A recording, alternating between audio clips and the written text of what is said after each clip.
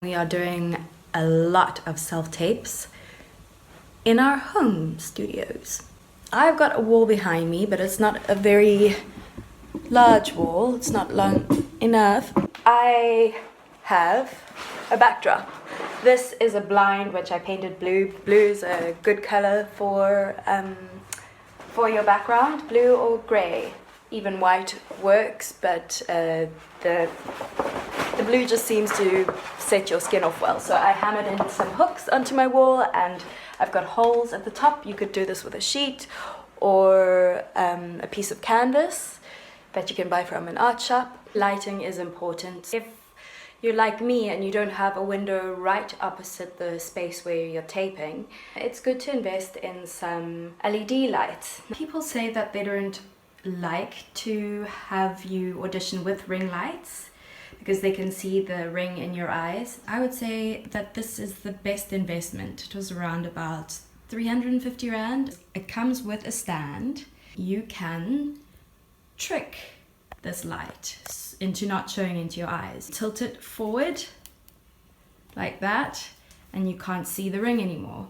And when you put your phone in the holder, it also blocks off part of the rings. And I would suggest buying 2 of these as your light setup instead of the expensive LED lights. Okay, now we're going to talk about framing and shining. Everybody has a good shine in their forehead and their cheeks, which looks better if it's slightly powdered out.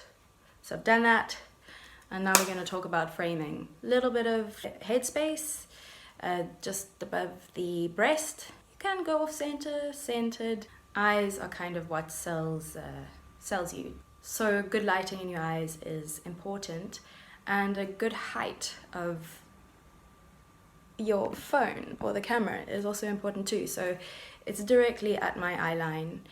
Your reader should be on the same side as the phone camera. Your eye line should be close to that, so a few centimeters away from that. Obviously the phone is held in landscape. I've closed my windows so that the sound of traffic isn't distracting. Let's talk about our readers. Now, our readers are one of our best resources. They're like gold. I suggest you gather your gold.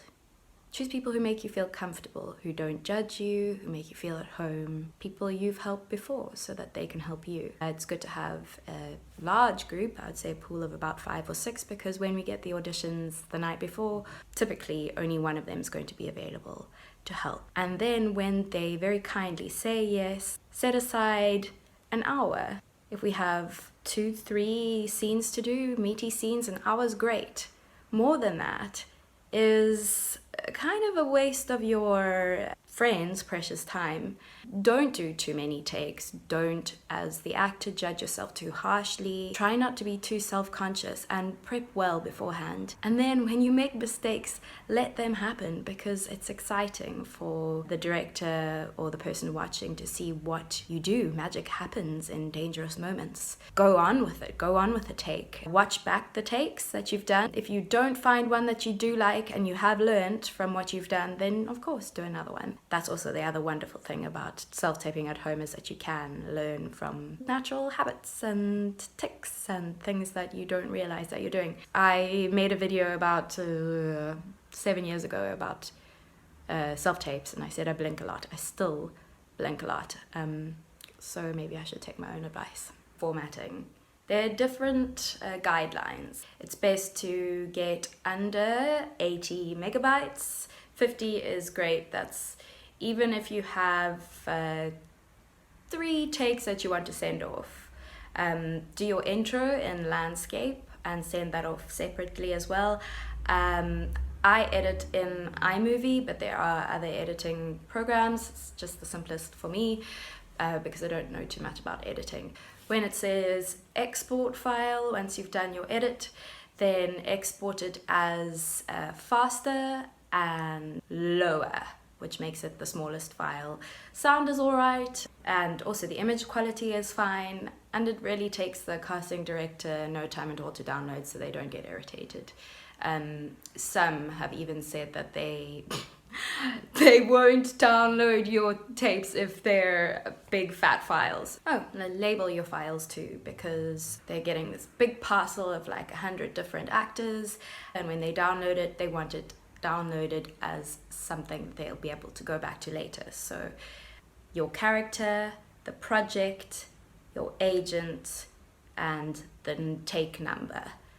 And the scene number. We're very lucky to be doing a lot of self-tapes because we don't have to pay for our transport, our parking. We don't have to run from place to place. We can jump out of the shower, do our hair quickly, get into our clothes, call our friends, have fun, be in our natural environment where we feel the most comfortable, give a really honest performance. If you're lucky enough, get feedback and go around to the real casting room with the wonderful casting director who can give you guidance. But I would say, yeah, appreciate these castings that we're getting right now. It is a gift. Yeah, and have fun.